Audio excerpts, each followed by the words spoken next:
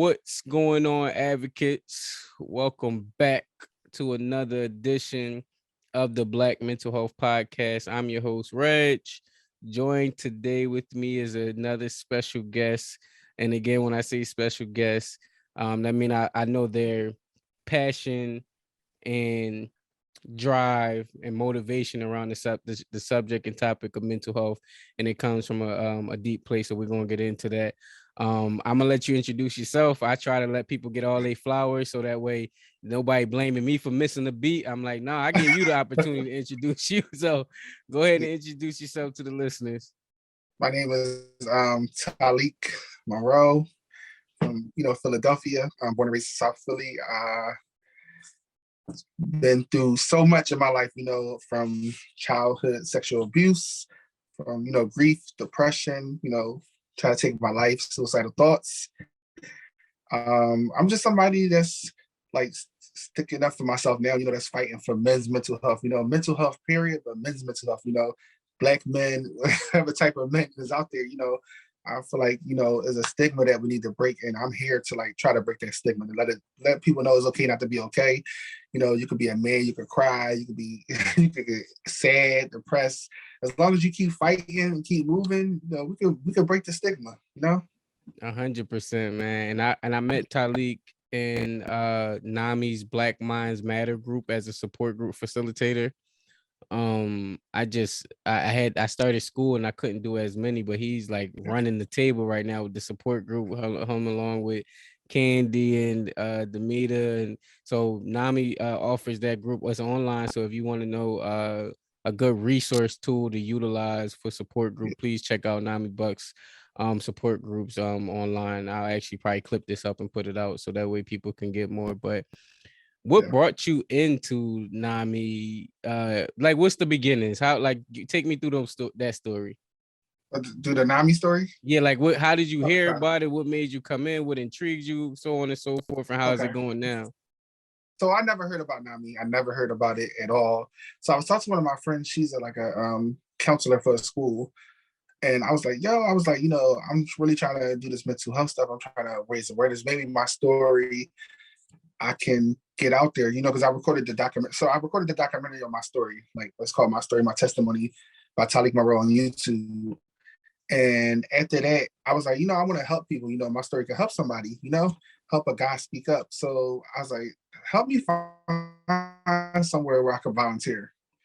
So she sent me some links. And I think she looked at NAMI Bucks County because I lived in the Northeast at the time. And she sent me Nick's number, an email. Nick didn't get no response for weeks. And I was like, man, this ain't for me, probably. I'm just, thinking too big, this probably not gonna be for me. So he finally responded back. We met on Zoom and talked. I told him my story and I just started out going to the facilitator training.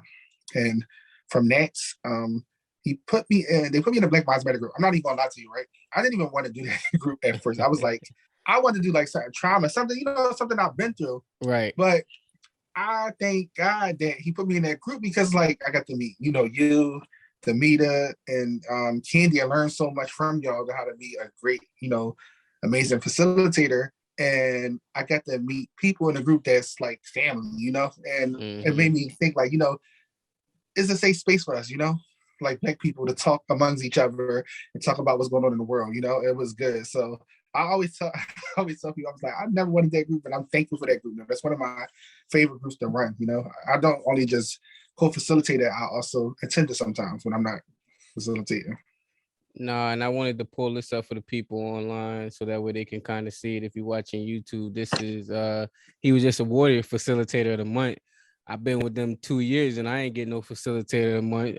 I'm talking to a Deb and Nick, but congratulations on that, man. Talk about that, how it's been since facilitating the groups, and you doing more just the Black Mind Matters group. You're doing the anxiety and depression, men's support group, and so on and so forth. So just talk about that accomplishment.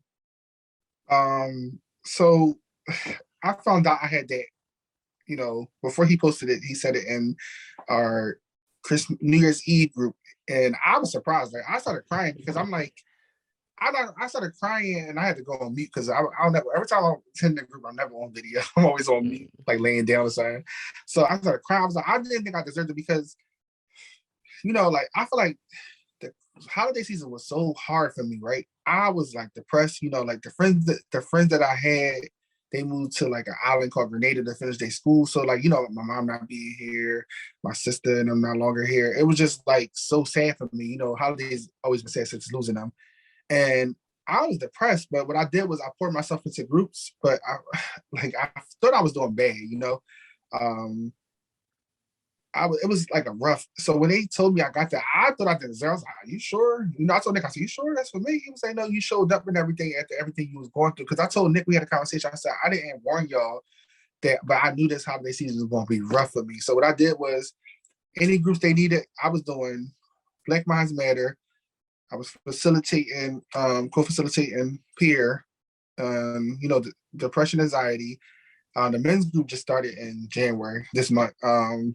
And I was just like, anytime they had shortage, I was signed up. Even with the Black Lives Matter, I was in fear of like not doing it that much because the media took off and you was doing your thing, and me and Candy was running it like real good. Then I remember one time I was like, "Yo," I said, "Let me talk to Nick see if I can facilitate by myself." If Candy can't do, I said, "Can we do this?" Like it was December. I said, "We need it." Like I added 2 more groups in December. It was only 2 times that month.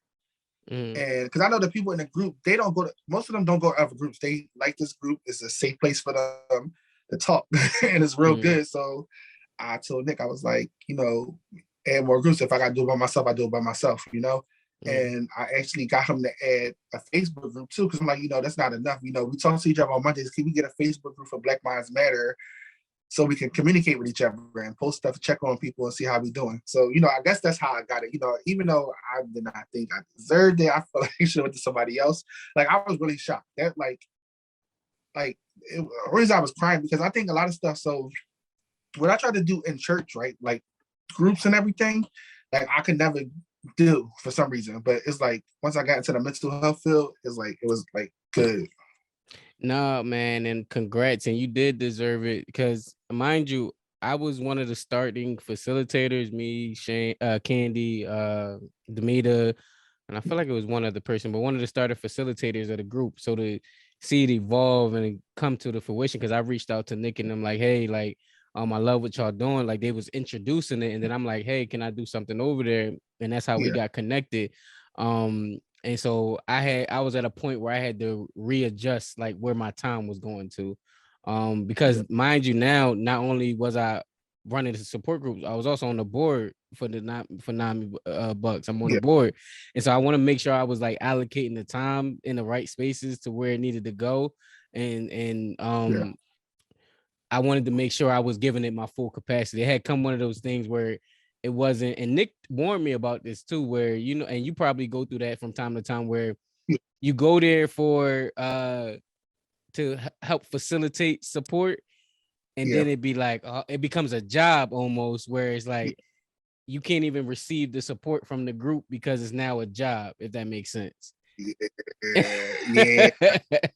So I was getting burnt out in the sense of it being a more of a job than me receiving support. And I was like, all right. And they always say when you whenever you love to do starts feeling like a job, it's time for you to step away.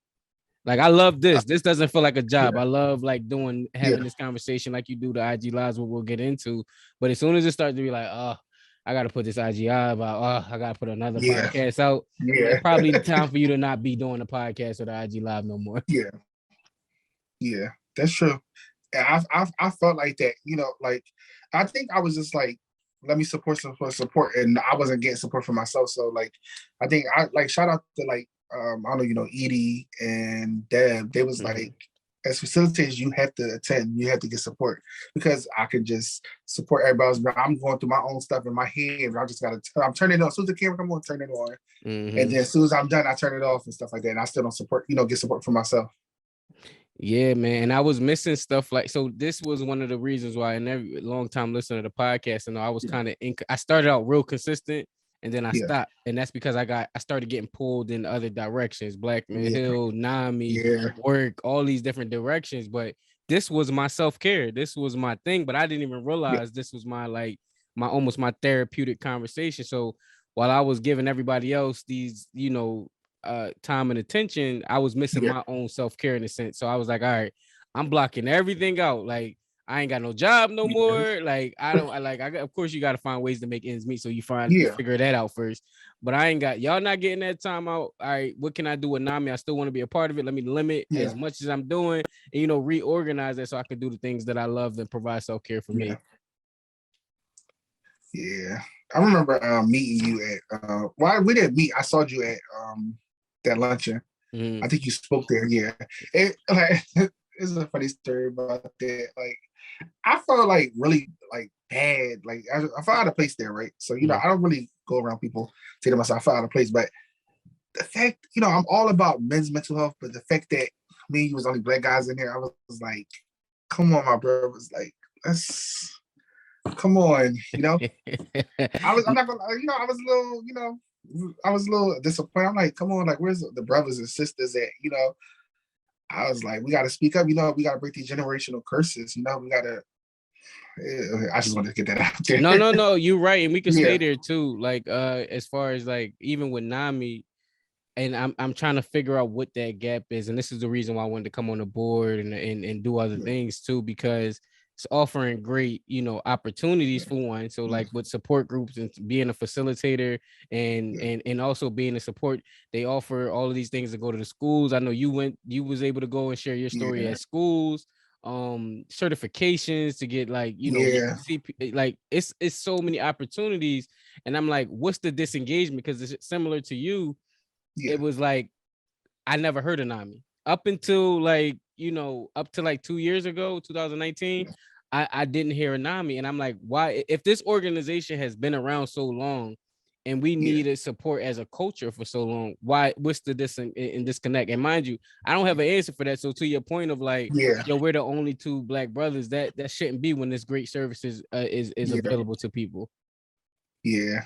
I didn't find out about Nami till last year, and I told you my friend, like I even know that exists, and it's been around so long. I'm like you, like where's this been? And nobody, but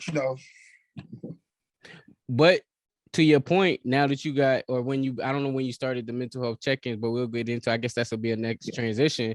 Now, with you being a support group facilitator or being a part of NAMI, you can now introduce that to people. And I think we yes, just didn't have a lot of faces that's out there, giving those, utilizing those services and resources and being able to bring it to the table. yeah. So, Yeah, I send a lot of resources to people now. Like I got a mental health page called Men Fighting for Mental Health. I make sure I post NAMI stuff. I send it to my friends. Like, hey, I can only get them. If they join, they join. I'm just letting them know there's resources out there. You need somebody to talk to. I let them know the group discussions are good. Like I always say in our check-ins, I'm like, why am I here? I love being in group discussions. I feel like, we're not meant to do stuff alone. We had to lift each other up. It's temporary. It's not therapy, but it helps. yes, yes. So no, I appreciate you for the work you do, brother, as well. Let's talk about the men. Well, first of all, let's backtrack because you got Okay. into NAMI, but what brought you into NAMI? Because I know you say, and I'm gonna put it out there because it's like it's Yeah. on the IG page. Yeah. Motivational speaker as well as a sexual assault survivor. Whatever you feel comfortable in sharing, talk about that experience and why you're a big advocate for people who have dealt with sexual assault. So, everybody knows if you don't know, I was sexually abused by two of my cousins at a young age. So, like, I held that in for like a long time, Was it man. both? Was it women or men? Or Oh do you man, there feel was two comfortable? male cousins. I'm sorry, two male cousins sexually assaulted me or abused me when I was young. Um, I held that in for like a long time. So, I was a bad child, acting out. Nobody knew why. And, it's crazy. I probably didn't know why I was acting out until like I got older. So, like 2 years ago, I told like four people, like my sister-in-law, my cousin that I live with, and my other cousin. But I told them not to say nothing. I said just let them know what happened. And then like 2 years ago, it's so crazy. My aunt, she has an organization of women against domestic violence and sexual abuse. So I wanted to tell her what happened.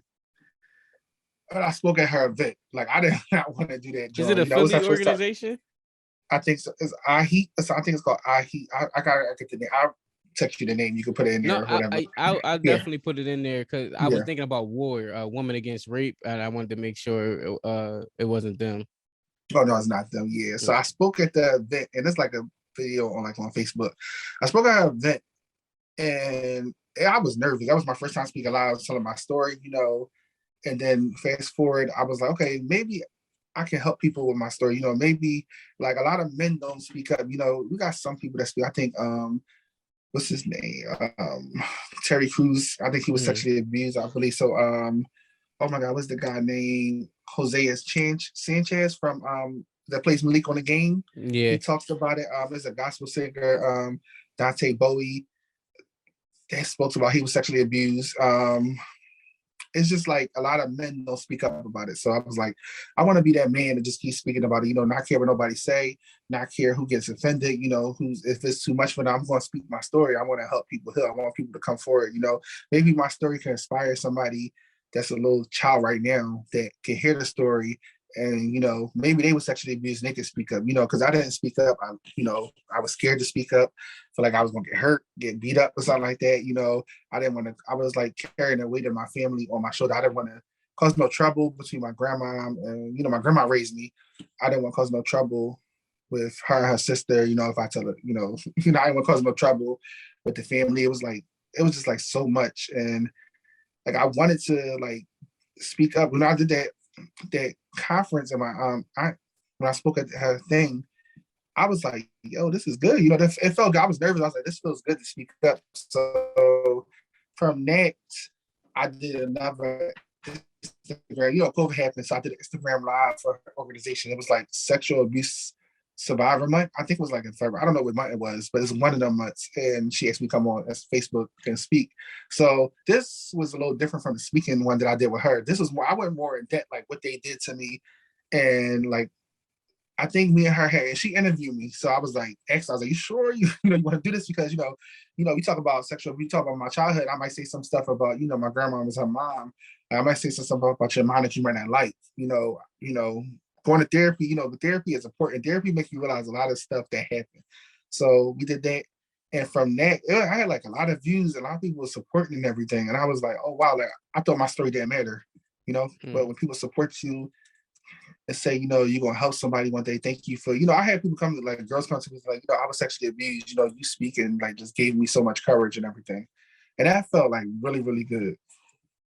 No, man, and I salute you for even trusting my platform and being able to open and share with that. Because I know you don't have to.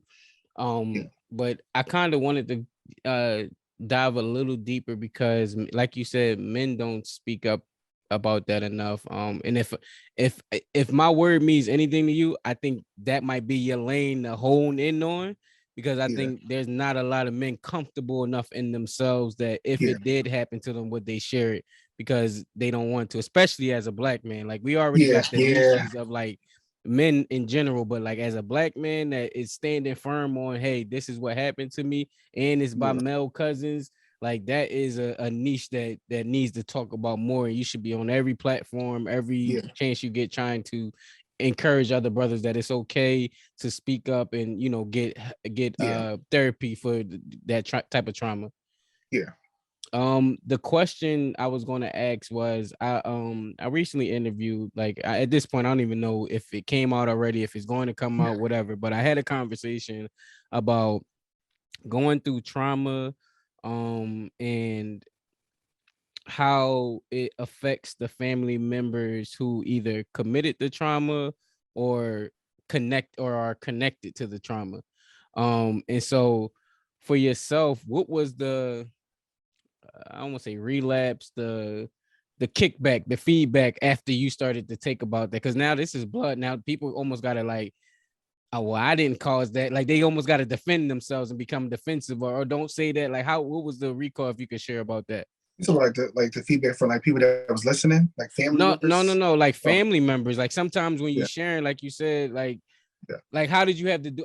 One thing I learned about this platform is when I bring people on, and that's why I try to be careful about it, that they also they'll share their story, but they gotta go. Their family members might hear this, and so they gotta deal with that, kickback of like, all right, now how do we move forward now? So, what was like the family conversations afterwards? Now that this bit of information came up. So when I talked about it, I think my dad, we don't have like the best relationship, but my dad, he went, my brother and my dad, one of my brothers that I got like a lot of brothers, but one of my brothers I really grew up with, was close with, he was like a second dad. They wanted to know who did it. My dad wanted to know, like, so he could do something. And my brother wanted to know. And I didn't tell, I'm not saying that, I'm not saying nothing at all. A lot of people, I don't know what other people thought of, I think one of my brothers, when I did the Facebook Live, my brother, like, and I said something, he was mad. I was like, I didn't feel like I could trust nobody to tell nobody. And he was like, that's bullshit. And then, I'm not gonna say the name, one of my cousins that got molested also, when I got molested, he commented in there and was like, that's not bullshit. And it kind of helped me, it kind of helped me. I felt good, because like he didn't even know what was going on. He found out recently. It just deja vu came to his head, and I was like, "Damn! Like I've been carrying this joint on me for like a long time. I would never tell nobody's story. Like I told them, I would never tell nobody's story. I'm telling my story how I got molested. I wasn't the only one, but I would never tell their story. So it felt good for somebody else to remember. I was like, yo, I've been carrying. It was bad. Like being molested. I used to be like, can I can't curse on her. Can I? You like, can say whatever. This free, okay. man. Go ahead, do your thing. I used to be like, growing up, I was a bad child, like fuck family. I don't care. But now people, when my family found out I got molested, now they know why my behavior was this way, why I never really came around, why I said this and that. Now they put two and two together, why I was so angry and upset. Whatever you feel comfortable sharing, and I always try to make sure that it's whatever you feel comfortable. Did anything happen to them afterwards? Like how is it now? I guess how does it stand today? So today I have no relationship with them.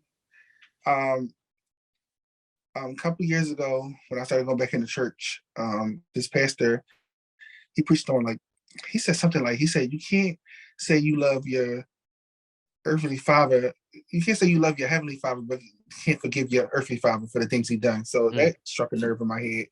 I forgave my dad for some stuff or whatever. My mom and dad was on drugs. My grandma raised me. So I forgave them for some stuff. And then that forgiveness turned into forgiving my abusers. So what I did was I went on Facebook and wrote both of them. I wrote one. I said the same message, but I wrote one first. I was like, I was writing this to you, let you know this is why I'm depressed. This is why I've been suicidal because of what y'all did to me. One of them remembered, sorry, cuz I would never do anything to hurt y'all. I remember that. The other one was like, he remembered because he said, you talk about what me and this person did. And I was like, yo, that's crazy as hell. So after that, I let that go because it was like, okay, I forgave them. Like at first I forgave them in my head. That wasn't working at all. That was like bullshit. I was like, I gotta do something. So after forgiving them, I cut off all communication. One of them was like, you can always come around. That's why you don't come to my house or come to the party. You can always come around. I still love you. Nah. Like I'm grown now and I could choose who I want to be around or who I don't want to be around. So there's no, like I told them I love them. I was like, it is what it is, but I said, I can't be around y'all, what y'all did. And now that I know that y'all remembered it, like what was the age difference? So I don't remember how old I was. And you don't gotta say they age or yours, but what was the age like difference between they was over 18. They was over 18. Yeah. Okay. Yeah, they was over 18. What? So and you said you reached out to them and they remembered, and they just was like, all right, yeah, that was in the past, but we can move past it, and like they had no remorse for that, basically. No remorse at all. They said they were sorry, but to be honest, I didn't want to hear that shit. I did not want to hear it. Yeah, I did not want to hear it at all. Did they give a reasoning on why they were doing it, or it was just? I think one of them said that that happened to them when they was younger, but I was like, that's not an excuse. Like, I'm like this. Like, if that happened to you, why would you want to hurt somebody and do that to somebody? You know what I'm saying? Like, it's crazy because like I say this all the time. And one of my friends, Nettie Long, I think she a poet, and she does like a segment on Facebook called "They Took My Choice Away." And I always say that I feel like what they did to me, they took my choice away to choose what I wanted to do or who I wanted to be in life. They took my choice away. Yeah, Yeah, I no, always say that. that is so true. And then you watch stuff like Law and Order, where SVU, and they have Yeah, those like scenes where it's like the abused starts to become abuser because yeah, they want to get kind of that control or dominance that happened to yep, them back. And I think it's one of those unspoken rules of like in the black household, and you probably speak on it a lot, like what happens in my house stays in my house. And yep, yep, you ain't supposed to speak on certain things like that, man. And again, I'm gonna say it again as many times as I can. Salute to you and your strength for being able to like share your story and help other men, because I'm sure there's a bunch of other men who share this story. They may not have the same experience that you had, but they yeah. share the same trauma and triggers that happen the same way. um you said something, that parents on drugs. How what was that like? How was that? Like, what was going on with that? So I don't really know that backstory. I know just know my mom and dad was on drugs. My grandma took me from the hospital, so I was raised with her. Raised with a mother, my grandmother. So like my mom got clean, so I would like my grandma had custody of me, so I would go to my mom's house every other weekend or whatever. And my dad was there, not there, in and out of jail. I call it like a career criminal, in and out of jail. So like I guess looking back, I wish I would have had my mom and dad or some type of like relationship or whatever like that. Like I had a relationship with my mom getting older, but I just like feel like I wish that so everybody wants their mom and dad to be together, one household, but it didn't happen that way. I was with my grandma. My grandma was like very, very bitter and hurt because she had kids and she was cheated on and everything. So like I told my aunt, I feel like I was the man of her life. I was just me and my grandma. Mm. I was a grandma's boy. It was just me and her. So I used to see kids like with their parents and stuff like that. It made me a little sad and everything. Made me want what they wanted, but couldn't get it. Yeah, Yeah, no, I definitely understand that story. yeah, And you said your mom got clean, but your dad was like quote unquote a career criminal. And I yeah. think the question that I'm formulating in my mind is about like y'all have a relationship now or some form of relationship, and you said you never consider asking her, or you scared about the response, or it just never came to on your mind to even ask her. So me and my mom, I never asked about the whole drug thing. She wanted to get clean. She like married the pastor and everything. She's gone now, but she wound up like getting clean and stuff like that. I come up there on the weekends and everything. She, was doing good. Like my dad, he would do good, then he won't. Then he would do good, then he won't. Stuff like that. As far as the relationship with my dad, we're okay now. But like it's crazy. My therapist actually said, "Would you want a relationship?" I said, "No, I feel like it's too late, whatever like that." He has like a daughter that's like 4 or 5. I think he should. I said, "I'm not a hater. I think he should focus on that. Give her, what some of us didn't have. Like I would never get nobody way in it. I'll share with you. I'm not a therapist and none of Yeah, that. I don't even try to act like one, but you still deserve your your flowers or your grace and your nurturing. That's the word I look for. You still deserve your nurturing just as much as your sister does. So yeah. uh you have one parent, and you can decide how to formulate that relationship with your boundaries as well. I feel like it's late, right? Because you know, like being molested, it like I didn't feel safe. Nobody made me feel safe at all to say if somebody does this to you, speak up. Nobody made me feel comfortable. My dad was in and out of my life and stuff like that. Nobody made me feel comfortable to say that. I could like I couldn't say nothing at all, but I used to have I need to nurture him, but I feel like it's too late now, because being sexually abused, you have like for me, I'm glad. I'm just saying, like, my parents was on drugs. I'm glad I never turned to drugs. Only thing I probably turned to was depression and like suicide stuff. Like, I'm just glad it's just that. It's just like no use. It's no use to doing it, like having a relationship. like it was good to have a relationship, but it's not used to like any. I don't need nothing else, you know. I feel like you wasn't there for me, and then I have issues, trust issues with men. So it comes when I just done molested me, my dad, my siblings. Nobody told me, they told me not to talk to strangers. Don't talk to strangers, but nobody never said if somebody does this and this and that to you, tell me. But then I was in the process of thinking like, if I did say something, I don't think nobody would believe me because after the sexual abuse, I acted out so bad. I was bad, bro. I was so bad. And I think I was like lit a fire, burn my grandma's house down. I was stealing and doing everything, man. no, and you said you've been saying that a lot, and I want what's your version of bad? Like when I say, because it's not to minimize it, but I feel like someone with some clinical experience would say that's not considered bad. That was just the depression or those things Well, manifesting. I burned the house down by mistake. It's crazy. I remember the bad stuff. I was playing with a lighter. And How she didn't old have were a you? door on. She didn't have. I don't remember. I was young. I was Mm. playing with a lighter, and she didn't have a door on her bedroom door. It was like a cover, and it's just lit up. I use a credit card, change the passcode, and everything. Because my grandma always had me in the house and everything. So I just was like depressed and bored. I was like sitting in the house and I can't tell her what happened, but it's like, damn, if I tell her, is she gonna believe me? She gonna get mad? This is gonna cause an argument. I was emotional support when growing up in class. I was bad. Listen, I got put in horse clinic one time. It took me one time to go to horse clinic. I ain't never go back. Put me in a straight jacket and everything. I never went back after that, bro. I was like, I'm not going back to this place. So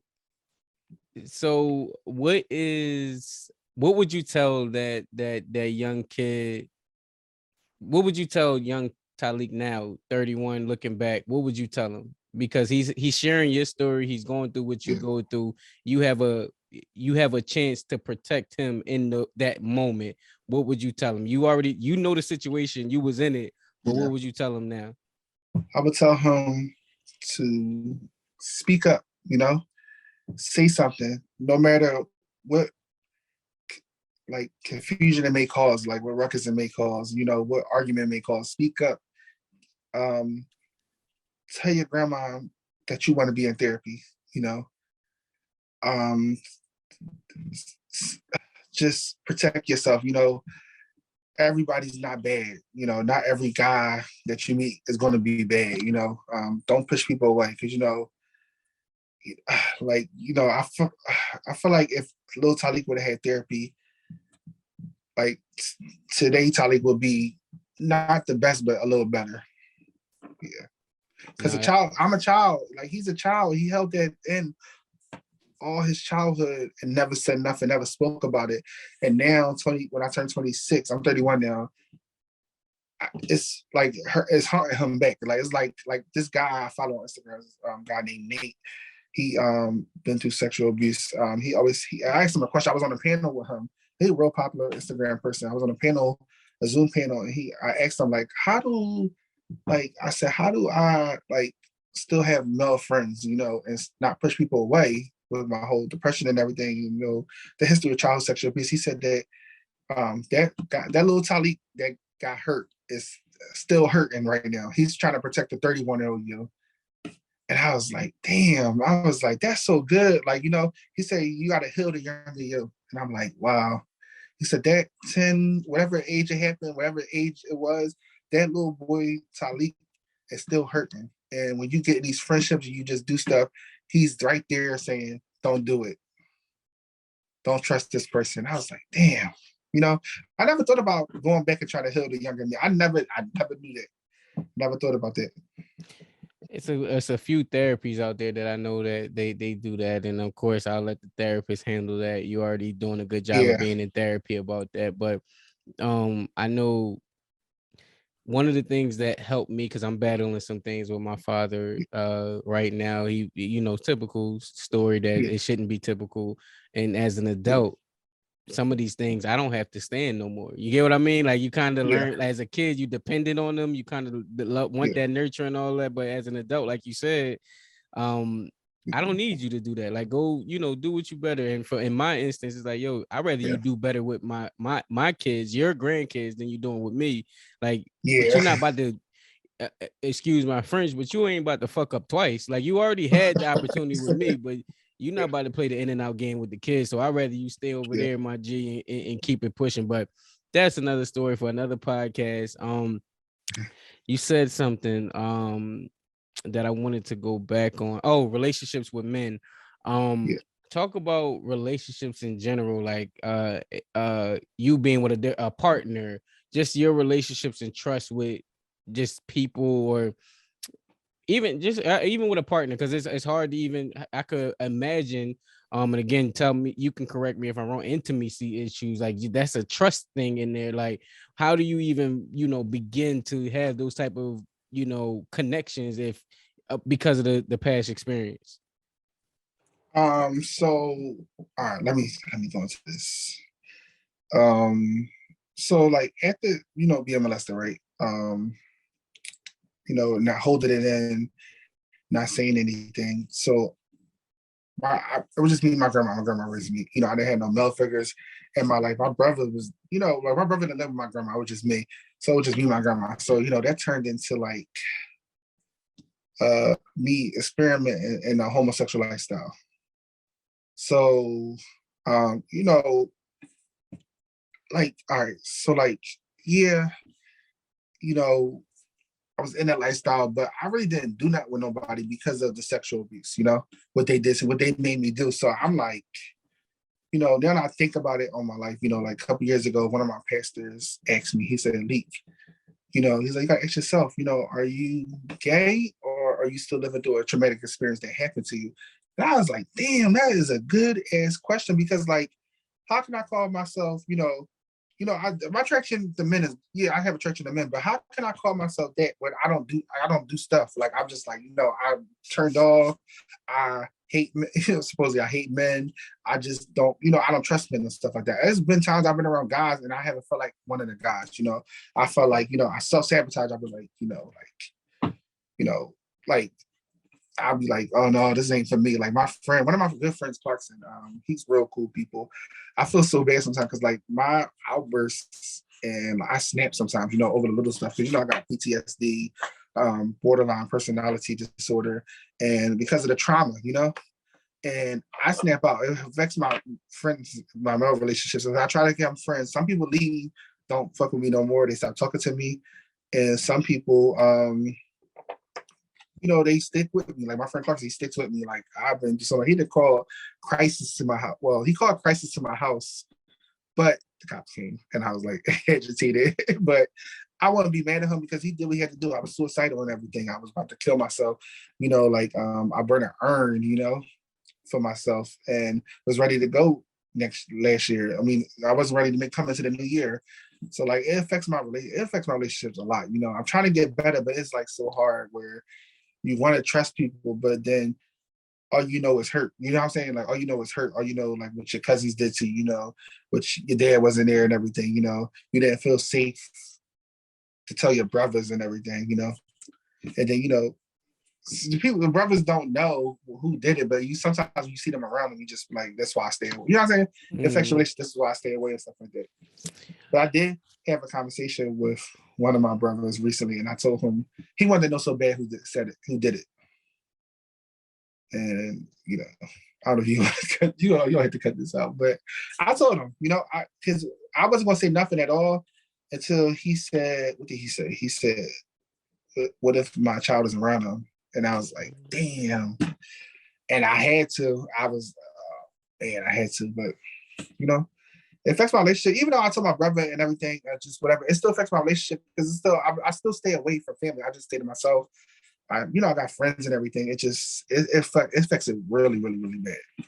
No, and I was going to ask you about that because, and again, I'm gonna say it 50 million times. Salute to you and your strength, and I'm appreciative of you trusting me with the story.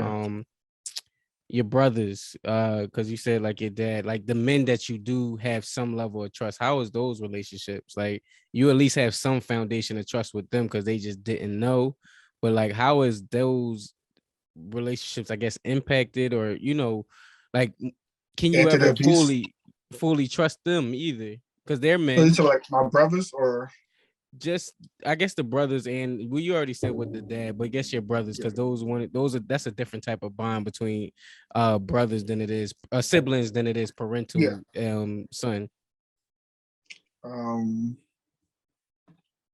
I don't know. Like I said, I don't know. Like I don't know. Because sometimes I'll be in my head and like I like want that brotherhood or whatever like that. But sometimes I'll be like, no. Like how can I want something that y'all felt that? You know what I'm saying? Mm. It's like, I never said this before. This is the first time saying it. Like, why would I want something that people felt that? Like when my dad, like why would I want like a relationship where you felt that, you felt that you didn't keep me safe. It's two incidents that you didn't keep me safe. You didn't when I got molested. Like he wasn't there, and when my uncle, his brother, like beat me with a extension cord with no clothes on and everything. I had to get my ass whooped and everything with like whips on my back. It was hard for me to sit down. Like I went to NAMI, right?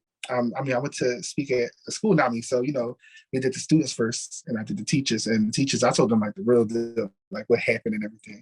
And one of the teachers like, as a student, as a little kid, did you like no teachers figured it out? I said, no. I don't know how the hell this happened. But that little boy Talik was able to go into school, try to sit down and hurt, right? Sitting down in pain, screaming, and nobody know. The only person that found out I had to go to DHS was my mom. I was at the house on the weekends, and they saw the marks through my back. I would have never told my grandma. I love my grandma so much. I wasn't even going to tell her. I was like trying to protect her, but they saw the marks. Yeah, not just sexual abuse. I got, in the Black community, you get your ass put like that.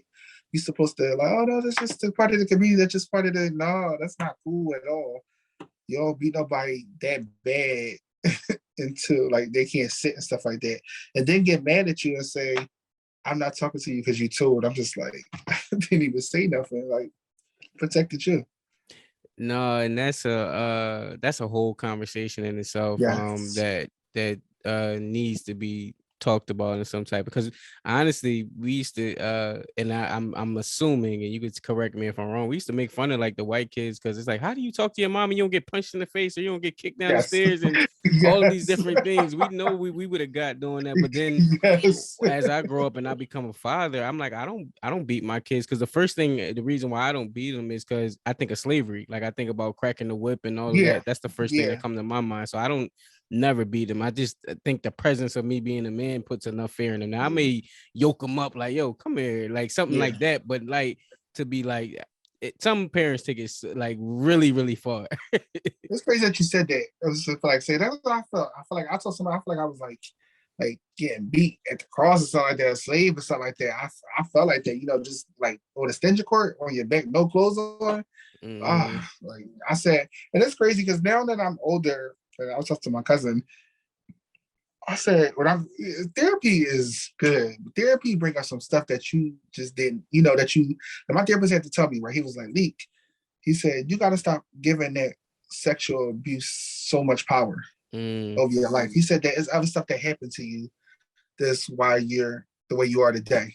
Like I put the physical, when I got beat, I put that in the back of my mind. I just was focused on sexual. There's other stuff, like living with my grandma, kind of turning me against my mom. Somebody tell you your mom and dad ain't shit. That's your mom and dad don't do nothing for you. Kind of believe it and everything, Right. But like, just stuff that you would hear, just like my grandma, I'll see her argue like with her mom. It's just like stuff that you would see and hear. He was like, yo, I was almost a foster child. I don't really talk about that. And my therapist was like, why you never told me this? I'm like, because as we go in therapy, stuff comes up. I was like, he's almost a foster. I said, yeah, I remember my grandma couldn't handle me. And I was about to be a foster child. They sent me to this house 3 blocks away from her house, which is crazy. And that lady ain't keep me. I cursed that lady out. I'll never forget that day. It's crazy. I remember the traumatic stuff. I cursed that lady out. I like cursed spit. I did not want to stay, and I didn't stay. The lady said he can't stay. I was happy. I was like, damn, I could have been a foster child. I'd have been 3 blocks away from my grandma's house. 3 blocks south of me. Well, moving into that, I'm glad that you're using like your story and your past and being open, and again, utilizing turning the trauma into something that could be, helpful to others that may be experienced in that. So salute to you for that. And I guess that led into, and let me pull it up. That leads into how you probably started this, the mental health check-in.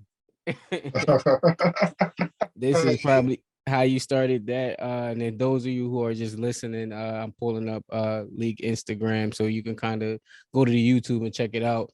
But his information will be in the bio. But yeah, man, you started the mental health check-in. With talk about what that experience has been like, and what's the goal, what made you start it, or how you got into that field.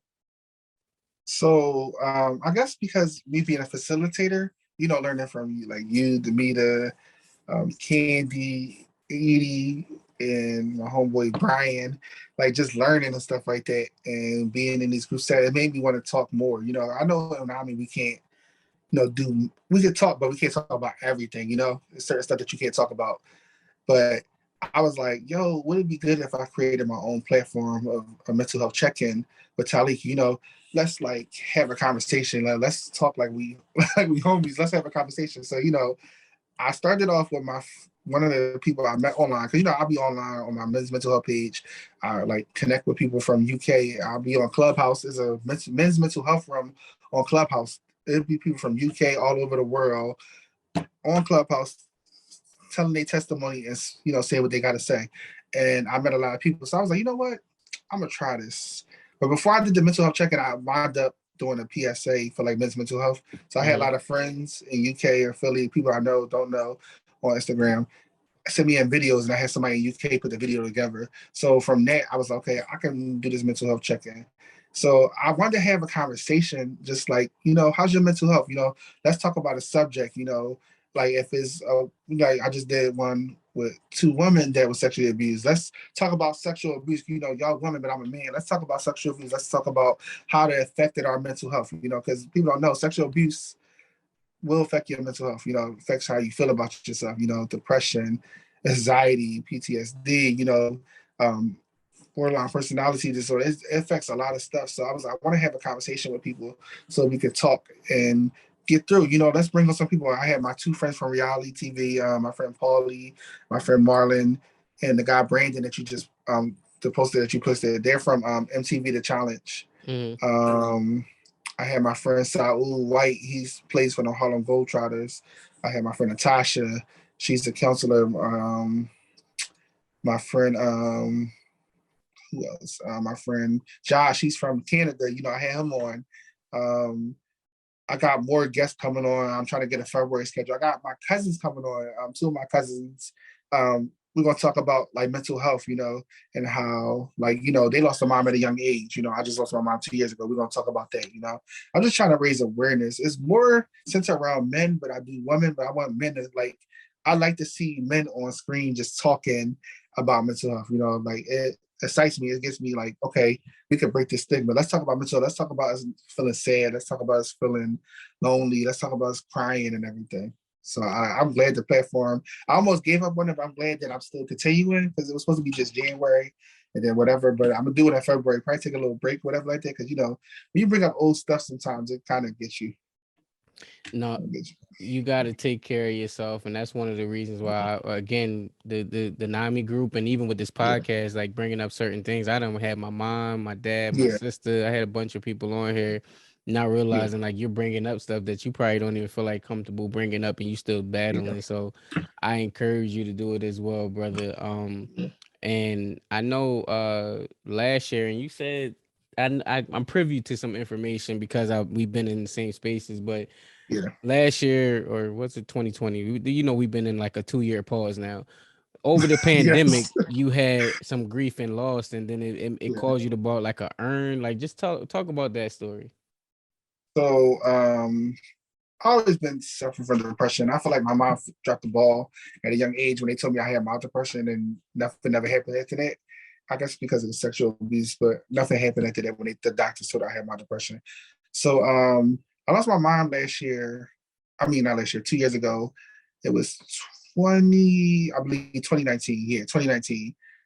And she died from liver cancer. So I had got a job at the post office a year before that, 2017 to 18. We found out she had cancer. I was laying in bed. Her husband was like, your mom in the hospital, right? My job was half sleep, so I heard her say she was to the hospital. I didn't pay no mind. They said it's cancer, so I just got dressed, dropped everything, went up there.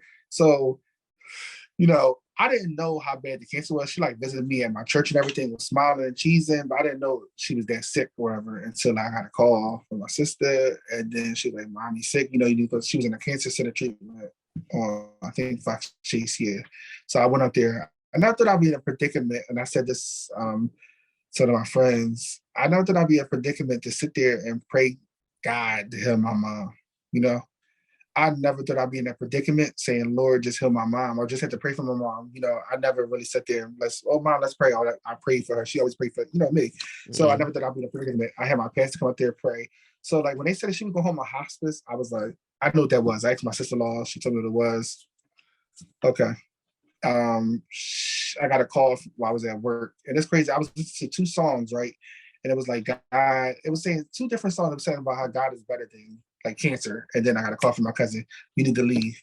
When I ran outside of work, I was crying, bawling out, and everything. So I never thought I'd be in a predicament to see a dead body, sitting there. And I went to a house. It was just sitting there. I'm just like, this is a lot. So by the time I started finally grieving, my sister died 9 months later. Yeah, so it was damn, how can I grieve 2 people at once? It was so hard. So, I was being depressed, suicidal. I was just angry. That's something that, you will never get over, that's always going to hurt you, losing a loved one, especially a mom or a sibling. So the Christmas time, it's sad for me. I said it before, it's sad for me. My mom's not here. I get to see people with their families. The family dynamic is not the same. Once you lose the glue of the family, it's not the same no more, whatever like that. So I bought an urn off of Amazon, and my friend Clarkson, I told him, he's like, no, don't buy it. And I bought it, and I was going to get it engraved and everything. I was about to get it engraved. And I think I mentioned it. I must have mentioned it. Okay. Now we talking about it. I mentioned it in one of the groups, right? I was there. Okay. So I was saying, cut this off because Nick swore I was a facilitator, but I wasn't. Demetra told me that she told him, and she was like, "How are you not mad?" I said, "I'm not mad." I said, "You got to do what you got to do and stuff like that." You was concerned. I said, "I can say you as a friend. Why would I get mad at a friend for doing what a friend's supposed to do? You know what I'm saying? The friend's supposed to do." And they pulled me to the side, was talking to me about it. I was like, I said that as a facilitator. I was like, I couldn't have said it as a facilitator. No, you wasn't a facilitator. I don't believe you. He said I was a facilitator. And I was like, oh, I remember when I said it, because the day I said it, I remember I got shot. My car got shot at. Yes, I remember that. Yeah. So I was like, I wasn't a facilitator. I said, okay, I remember. I wasn't mad or nothing like that. But I had talked to Demetra about it. She's like, I was concerned. I know. I said, listen, you got to do what you got to do. I said, but I was ready to go. I told you I was ready to go. I was ready. I don't know how I was going to do it. I was just ready to go. I didn't want to be here no more because it was the holidays. For some reason, this season was rough. I think because my friends wasn't here. Usually we go to their house and stuff like that at the church, and they wasn't here. It was just rough, and I was I'm throwing in time. I didn't even plan on being here in January. All these mental health check-ins was not supposed to be here. I think when I made the plans, I was just let me just fight to stay and do that and everything. No, and it served its purpose. And did you say you want me to cut it out? Oh, listen, it is what it is. I don't care. All right, no, if you wanted me to, I would. Because I don't know if he'll watch it, but it is what it is. I'm just saying, I'm thankful, that I think that's one of the days in that group where I was let me get this out, whatever like that. You was looking for support as well. Yeah, I was. Yeah, but you cut this one out, but he didn't tell me to he said nothing to me till 2 months later. Mm-hmm. Yeah, I think I was 2 months later, and he was like, what's about this? You burn an urn. I was like, that's 2 months ago. He said, but I'm here about it. Nick really do care. He do. He really. I can say he really do. No, and I don't think that he should. We should have to cut. That just shows the value of the support group. It's no, we care about the facilitators for them to grace me to the ability to leave as well, and get myself together. That's a part of it. They make sure to checking on their support group facilitators. And I apologized to him. I was like, you know what, Nick? I said, it's my fault. He was like, wow. I said, I didn't warn nobody like I warned my friends, close friends. I said that I should have told you that this was going to happen. Like, I was going to get that depressed because I knew that how the holidays was. He said, yeah, you didn't. I said, I didn't tell you. And that's my fault. I should have said, hey. And he said, I said, this is why I was pouring myself into groups to keep myself busy, but it worked, but it really wasn't working. That's what they gave me Facilitator of the month. But it really was like I was hiding all these feelings, but like wasn't getting support. And then it takes to Edie, and that was like, as a facilitator, you had to get your support too. Mm-hmm. Like, try attending groups. You're in therapy here, but try attending groups. And I was like, damn, that's right. No, that's true. And shout out to everyone for like checking in and maybe again, so much on my mind. I heard it. I thought it was like as a joke. You get what I mean? Like, no, I was playing around. Like, cause when you talk, you like have a little snicker with it. So yeah. I'm like, he laughing, but he's serious. Like, this is a real thing. Like, so I do apologize on my end for not even like, checking in about that. Even when you was talking about like getting shot, you was laughing at that. Like, yeah, I got shot at, and it was over the car, and I'm like, I mean, now that you say it back, it'd be like, yo, that was traumatic. Like, when you start thinking about like some of that. Yeah, that traumatized. That whole shooting thing traumatized the hell out of me. I was like, I think I called my pastor the next day just crying. I was like, yo, because I think when they was shooting, I was like, okay, they shoot on my head. That's just crazy. But the next day when I saw the bullet hole through my car, I was like, damn, that was close. Mm-hmm. Ain't nothing but God, man.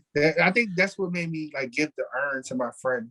Because I'm like, we don't have, like, if I really wanted to leave, God has a choice over my life if I want to live or die. If you really want me here, I would have got shot that night, whatever like that. And that was just like his angels protecting me and everything, because I just couldn't believe that, and that's when I gave the urn to my friend. He returned it. I got my money back. He returned it. And it was hard for me to give it to him. Like, he came here and I was like, oh, I want to give it to you. He said, no, give it to me. I was like, I want to, but it was like a fight. But I was like, you know what, I'm gonna just give it to him, whatever like that, And I told some of my friends, like, I told my group of friends that I go to church with, the ones that move, and a couple of, I told them in a group myself, I was like, I brought an urn. They was like, what? Right. Why are you buying that? What are you doing? I was like, I didn't want to be here. So as we close out, and again, salute to you for your strength. Talk to me about this. And then for those of you who are listening, he has a YouTube documentary that I'm assuming that you produced on your own. No, my friend Megan produced it. Okay. She produced it. Megan producing. Shout out to Megan, and just your story, your testimony. Talk about what others can respect, because it's on YouTube. You guys could check it out. Look, you just expect somebody that's being honest, that wants to tell his story. When I actually watched this video again a couple of weeks ago, and I was like, wow, like, I looked at that, and as a viewer, I tried to look at it as like me viewing somebody else or whatever. I was like, that guy is so strong. People tell me I'm strong all the time, and I just don't believe it. But I was like, dang, I'm so strong to tell my story, like, with a smile on my face. Like, you could tell that I want to help people. You could tell that I want my message to get out there, and I just hope that people that watch it, that you just get inspired, to talk to, parents, if you watch it, just want to talk to your kids, if you haven't had that talk with your child, saying, it's okay if somebody does something to you, tell me, have that conversation with your child, because if it happens, you will want, if it does happen, God forbid, if it does happen, you'll want to get your child help as soon as possible. The offender, the abusers, make sure you get them locked up. There's some stuff that I regret, in my life that I didn't do, but all I can do is just tell my story now and help other people. Nah, man, I applaud your strength, and and it's always hard for me to ask this question. Yeah. So I try to make sure I'm gentle and very understanding with accident, and it's one of the last ones, so you could keep it brief. Yeah. What do you say to abusers out there, the people that are committing the acts? I say that y'all are pieces of shit and are sick, because most of y'all that been through that, and y'all will abuse somebody else to put them through the same shit that you've been through, that's like fucked up. And if you didn't been through that, why does a child why would you want to hurt a child? Like, how can you live? How can you sleep at night? How can you wake up? I say that y'all need to get some help.